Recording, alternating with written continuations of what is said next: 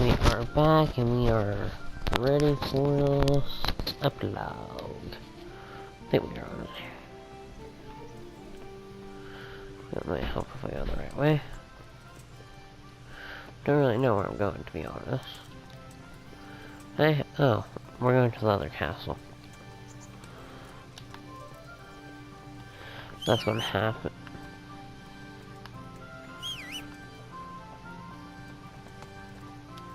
Okay, well, I don't know how the horse got up the stairs, but whatever. Yeah.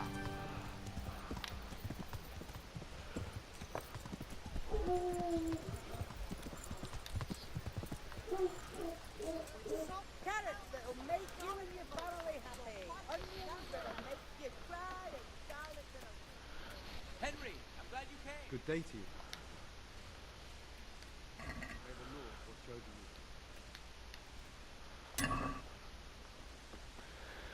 I remember there was a time where I couldn't afford that. I could barely afford the sword and the shield I bought, kind of thing. Kind of funny, actually.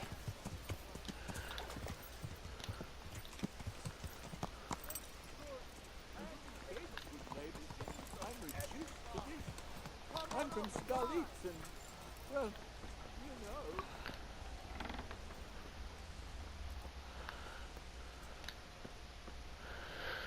I'll be with you. Okay. Sword's good. Okay, guys, just in case I didn't go over it before. If you want to rob this place, knock him out, kill him, take the body to the shed. There's a woman here sometimes. Don't know where she's at currently. But you need to kill her as well, possibly. You don't absolutely need to. Take the key, obviously. And then wait till night. Go inside, kill the shop guard. Do the same thing with his body, but you gotta be careful with him. Because you can actually easily get caught with him. And sometimes the woman's upstairs, so kill her as well. After that, you're in the clear. Wait, I want to do one thing first. If you guys didn't know, you can pay your dues at the church. I like to stop here. Now I got the gold, I actually afford to do that every now and then. Kind of reset your reputation.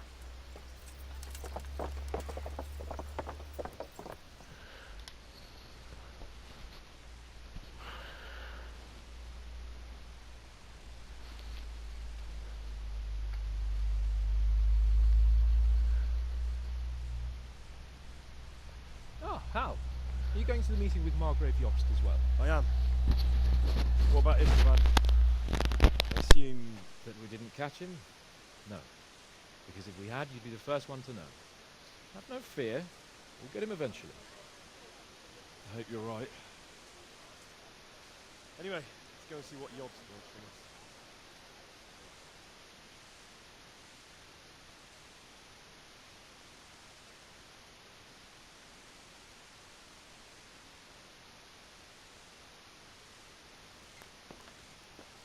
My lords, Christ's blessings on you all. And on you, Lord Capon. And this is my son, Henry. I didn't know you had a son, Sir Redzig. Came as a bit of a surprise to young Henry, too. This gentleman here is John II of Liechtenstein, a member of my council. I'm honored, gentlemen.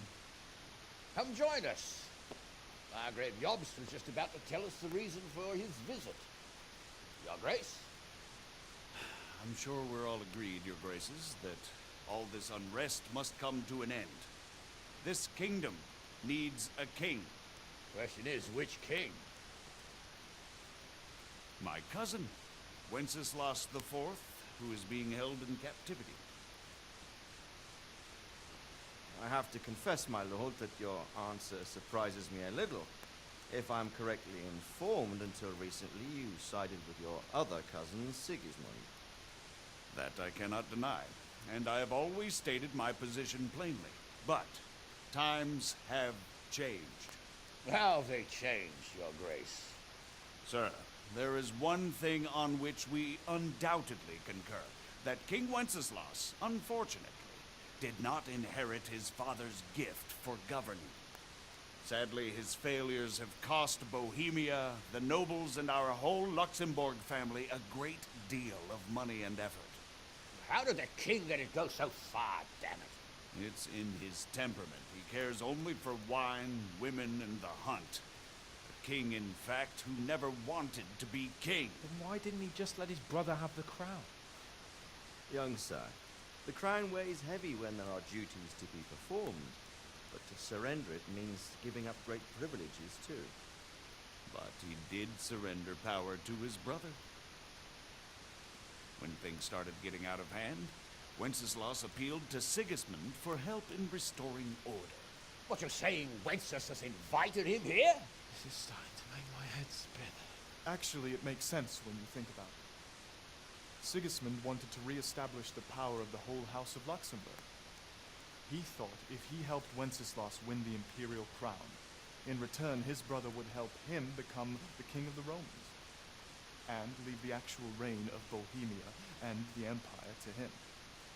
Sigismund would govern, while Wenceslas could carry on doing what he was best at, enjoying the life of the imperial court. Why wasn't Wenceslas crowned Holy Roman Emperor long ago? He was already elected king of the Romans. All he had to do was go and let the Pope put the damn imperial crown on his head. Who knows?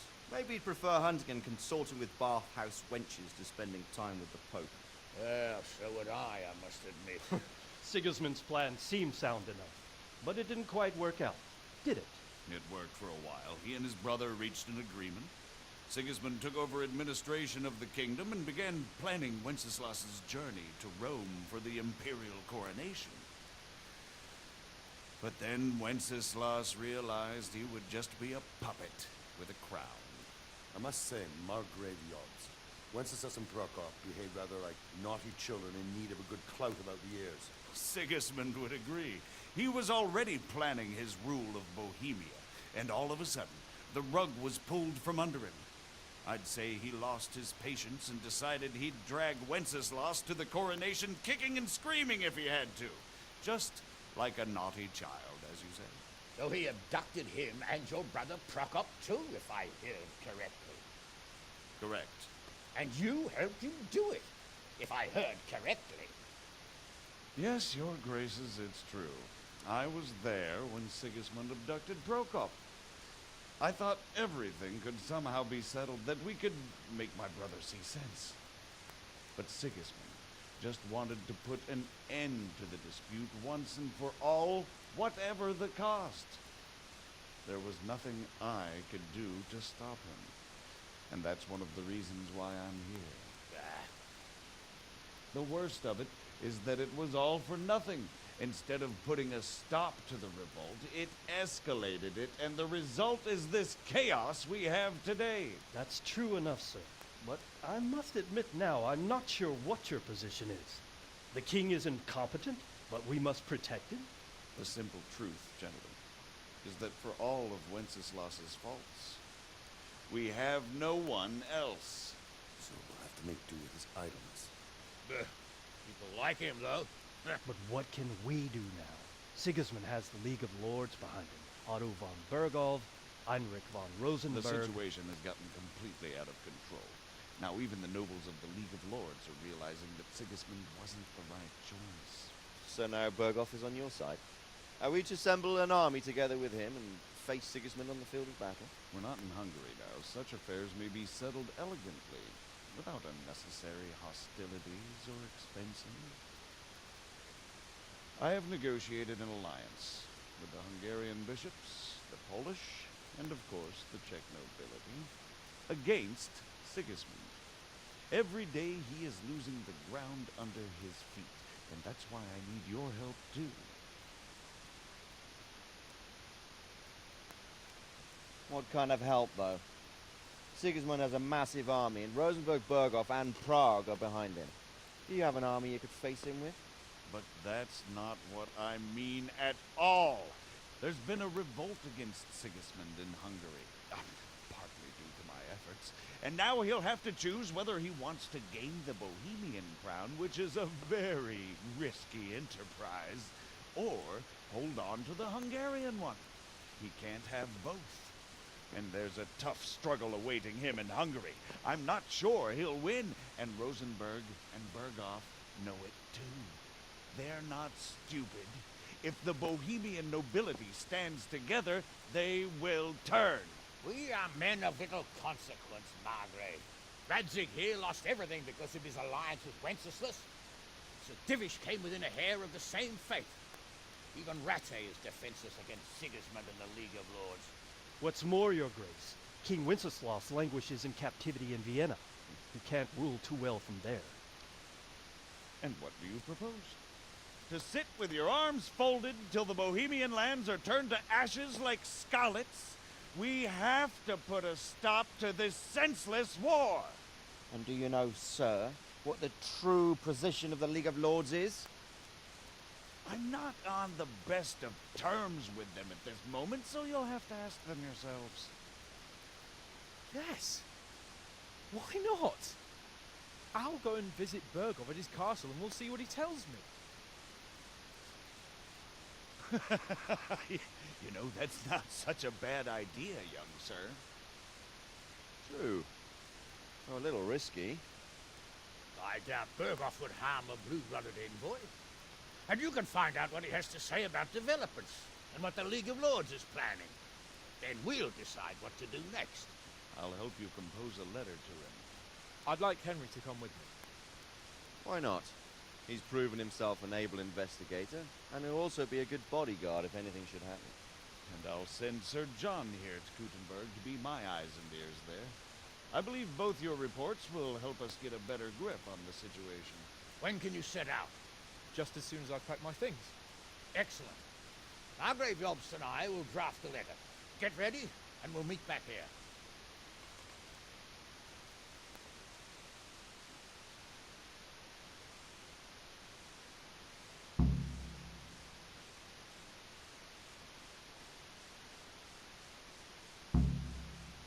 Lord of Light. Quite so, Margrave. What exactly am I to write? So, it looks like you're off on a mission. Yes. I can't wait. I don't want to dampen your spirits, my boy, but watch out. These are evil times, and who knows what can happen along the way. Not to mention that Bergov is no saint. Don't worry. I know. You've shown you can fend for yourself, but do take care. You'll be traveling as Lord Capon's bodyguard. You'll be there to make sure nothing untoward happens to it. Keep your eyes peeled and your ears wide open. What Bergov tells you is one thing, but what you see may be quite another. Rest assured, Father. And don't get embroiled in anything else. Just hand over the letter, hear out his reply, and return. Yes. Very well.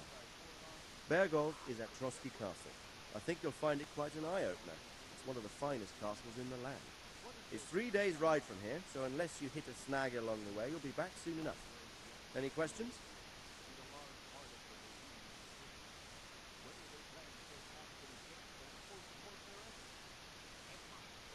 That's about all. Very well. Take the letter from Sir Hanush. And good luck, son.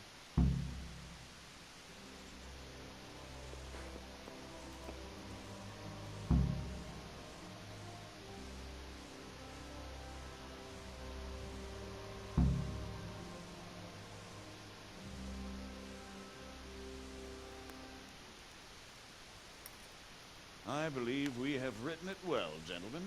Without a doubt. No one could deduce from this whether we are Sigismund's allies or foes. I must travel back to Brno now, but soon I will go to Brandenburg and I will stop here on the way back. By then, Sir Capon should be back and we can discuss how to proceed. Right. Before you leave, my lord, there is one thing that gives me no rest. Why did Sigismund come as a foe? It makes no sense. If I may, sir, I think I can explain. Oh, please enlighten us, young sir. I live not far from Hungary, where Sigismund reigns. It is a savage country, and the constant war with the Turks has hardened the people. They need a monarch with an iron hand. So when Sigismund felt the wind of revolt, he reacted as he would at home. Only what works on the Hungarian nobles does not work here in Bohemia. Bringing order is one thing, but slaughtering and pillaging with a horde of barbarians quite another. What purpose does that serve? But Sigismund did give the Bohemian nobles a chance to take his side. It was only when they refused his ultimatum that he lost patience and took to the sword. As for the barbarians, he could afford nothing better. The Hungarian nobility would gain nothing from joining his campaign in Bohemia. He didn't have enough coin for a regular army, and so he recruited the Cumans. What he does not pay them, they make up for in plunder. But in the end, he didn't have enough to even satisfy the Cumans. That's why he raided Kuttenberg and Skalitz. He wanted the silver. That makes sense. My lords, how's the letter coming along? It's done. Then we can be on our way. Now remember what we said, boy. All you have to do is deliver the letter, listen to the answer, and come back here. Don't provoke Berghoff in any way. Provoke? Me? Never, Uncle. We'll be back in a few days. Farewell, your graces. Come, Henry, my men are waiting. I wish you Godspeed.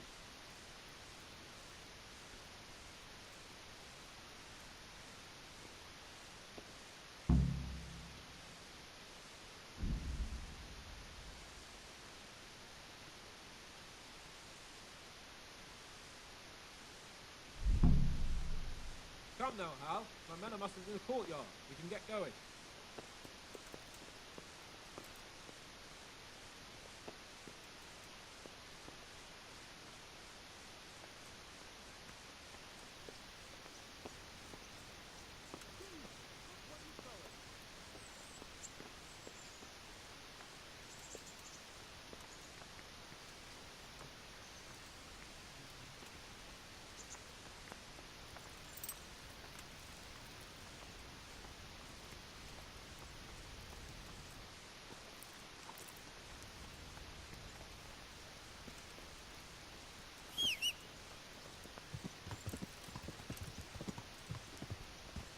Ow! Watch where you're going, you lout! You nearly killed me.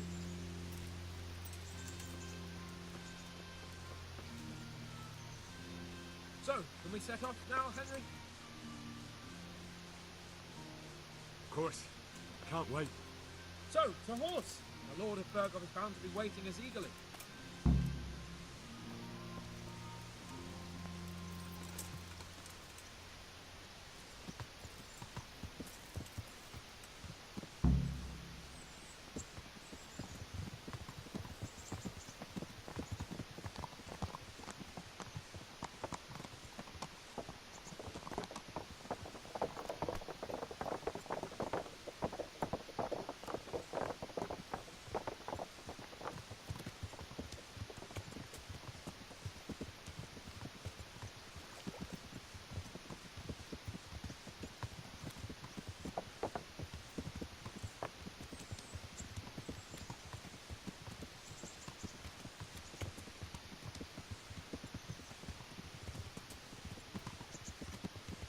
So, how is life as a high-born bastard?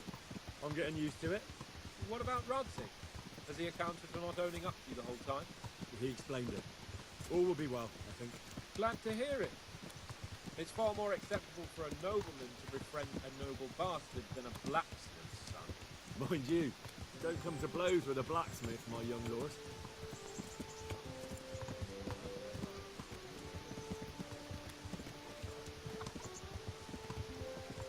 What do you think about Sir Yod's and his plan? Well, I admit all the scheming has me a little lost. I thought Sigismund was the devil, Wenceslas a martyr, those on his side the heroes, and those against him the villains. I believed we'd rescue the king and all would be well again, but now it looks a lot more complicated. Exactly. I didn't expect the noble lords to be as noble as the angels, but I hadn't expected such a sewer. They behave like children. I can't fathom how after all this backstabbing they're somehow still on speaking terms. I don't know either. Beggars belief.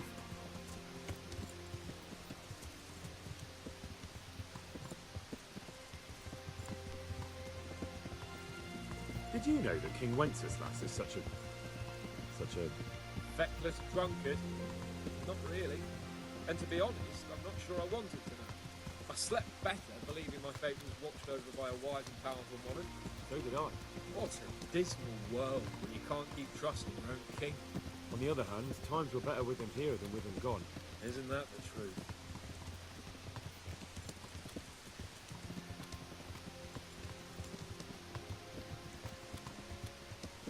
What do you think of Sigismund? If I were him, I'd have had enough of my brother even sooner. But he's a monster. Look at what those hordes of his are getting up to here. What he did in Skalitz. True enough. On the other hand, if Wenceslas and Prokop hadn't come across him, none of this would have happened. No one forced him to burn Skalitz. That's a fact. But he couldn't let him shit all over him either. Not that I'm defending him. He's a weasel. No doubt about that.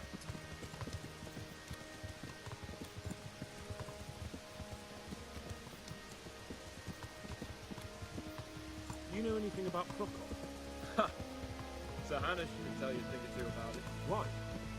Last winter, a certain Sir Jan Sokol of Lambert, a well-known man, all robber to some, tried to occupy the city of Iglau, which was on the orders of none other than Prokop. And what has that got to do with Hannah? Well, he was there with him. Of course, that's not something to brag about in front of yachts. And what was it all about? They wanted to occupy a city that was on the side of the League of Lords, but despite there being several hundred strong, they didn't take it. For one thing, they couldn't get past the Iglau women, with their pitchforks and cauldrons of hot water. I would never have thought of Sir Hannah as just such a rebel.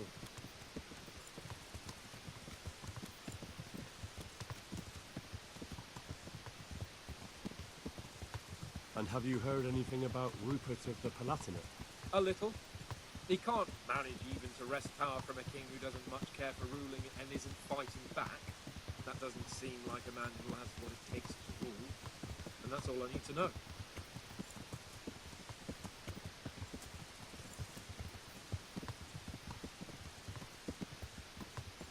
And that Berghoff we're going to see, do you know anything about him? I haven't heard much good about him, but I have a feeling that some other nobles are quite in awe of him.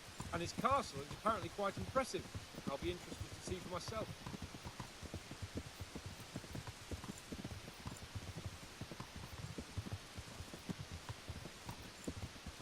And what about the League of Lords? Wealthy, pompous. The king doesn't seem to like them much. He's chosen to let the lesser ranks of the nobility into his circle, men like your father. I admit I don't blame him one bit. But the lords weren't happy about their lost influence, so they put their foot down. If I were Wenceslas, I'd have let them hang after they abducted me the first time. But he gave them seats at the provincial council. Little wonder they're back at their old tricks.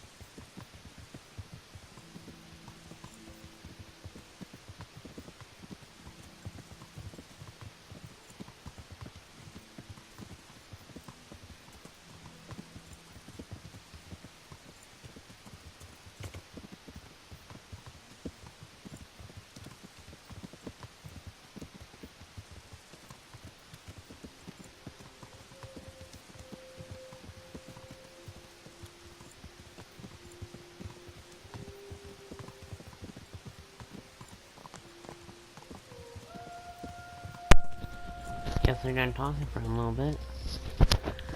Can't wait and looks like we're at Neuhof or whatever. This is actually where I first started to level up at. Those cows down there, I'm not sure if they're alive or not. They were my original targets when I was leveling. They might have respawned. I know they've been dead for a while, but they might have respawned when I had my character go to jail for like 80 times in a row.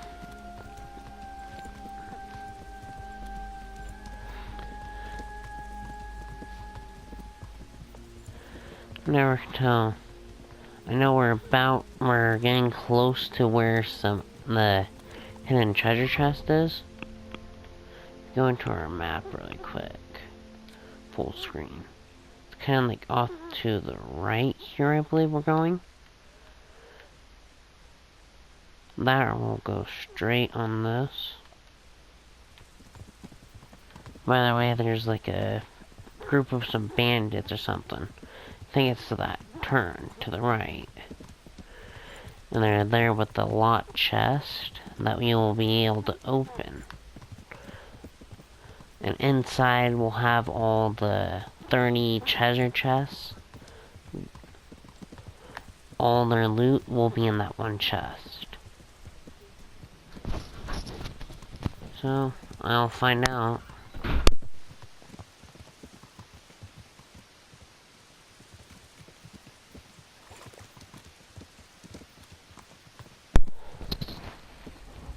I know before they patched it, which was extremely early on. It was like their first patch they put in or something. It was, you can go to all the treasure chest areas if you unlock them. And then you can take all that gear, put in your chest, and you can go to the chest again early on. And then you can go get all that gear a second time and duplicate it. And then you can go sell the second and the stuff you got for the second time around. And make a huge buck. Probably at least 70 grand. I would say at the least. It's probably more up into like the 200,000 or something. Let's first test my theory. See which way we're going. Yep, it was the one to the right. Good. So I was right. It's not too far off from here. I think we'll get the option to attack or to leave them. We're definitely attacking when we get the choice, if we get the choice. But the reason they took it out is because it was meant to be in the game as of this point. It's a, oh, you didn't go to these spots, so here's the best gear in the game. Here, take it, kind of thing. But if you can open very hard locks, you can actually go get it at the end of the tutorial. You just had to run all the way over here or get yourself a horse somehow, like I did. Gim and I got the horse a bit differently. What I did is, well, I went to the swordsmith and I stole from him, obviously. I think that's where I was talking about, actually, the little camp. This will pretty much be the end of the game.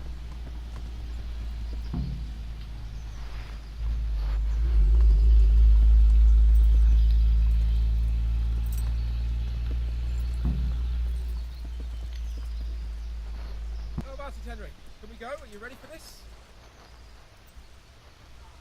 Of course. At last I'll get to see more of the country and... Quite.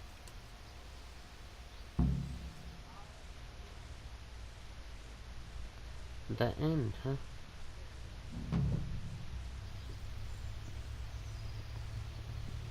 Let's get to it then. I finally have the feeling we're doing something worthwhile. We're helping to save the king. Instead of saving his drunken majesty, I'd rather find that horseman who murdered my parents, get the sword back from him, and skewer him with it. Cheer up, Henry. I have a feeling you'll get your chance one day. I don't know why we had to get off there. Maybe it was like a final Forward, go. men! Audentes fortuna Find juvat! out.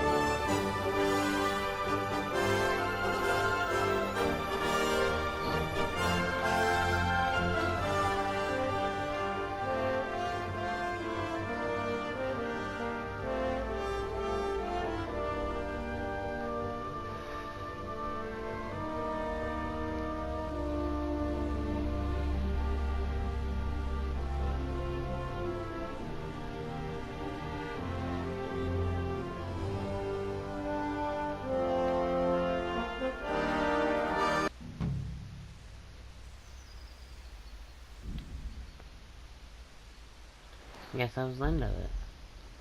Let's see what happens.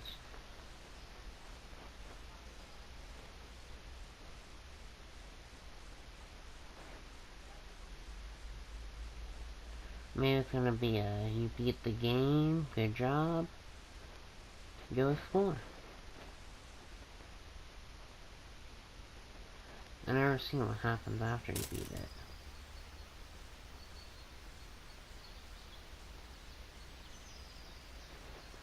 Oh. So, you talked to him at the end of it all.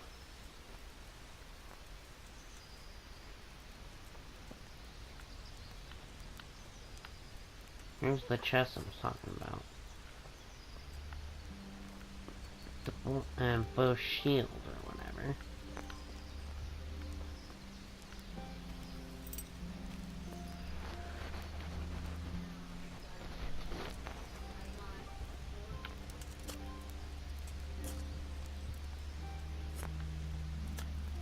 That's some new kind of game.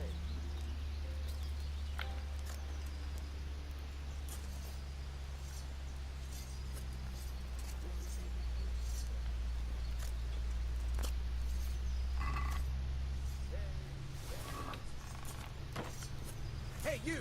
Halt! Hey, all of you! Gather here! Raise the alarm! Wait! This definite...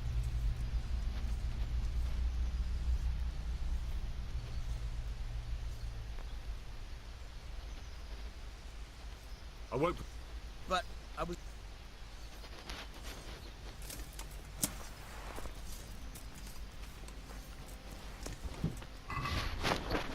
Okay, let's go over the weapons.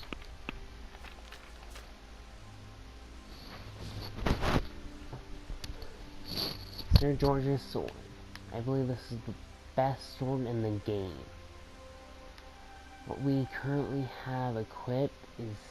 yeah, this is the best one in the game right here.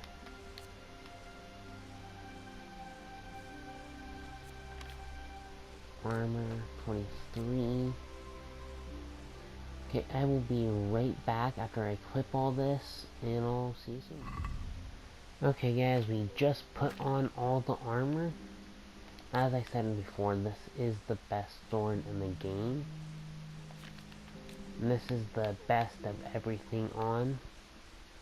It does not have the warhorse stuff included, which is actually the best helmet, but this is the best vanilla set from what you can get.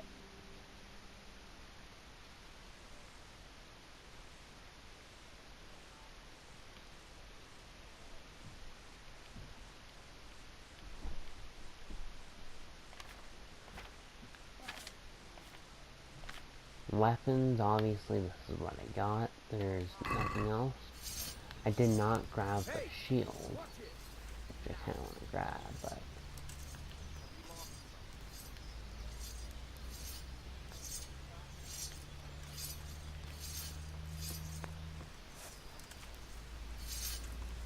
Back trouble?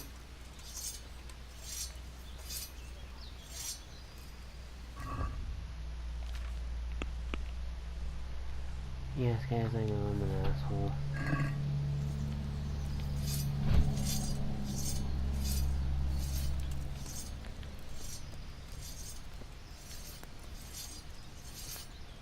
You knock them out. Okay.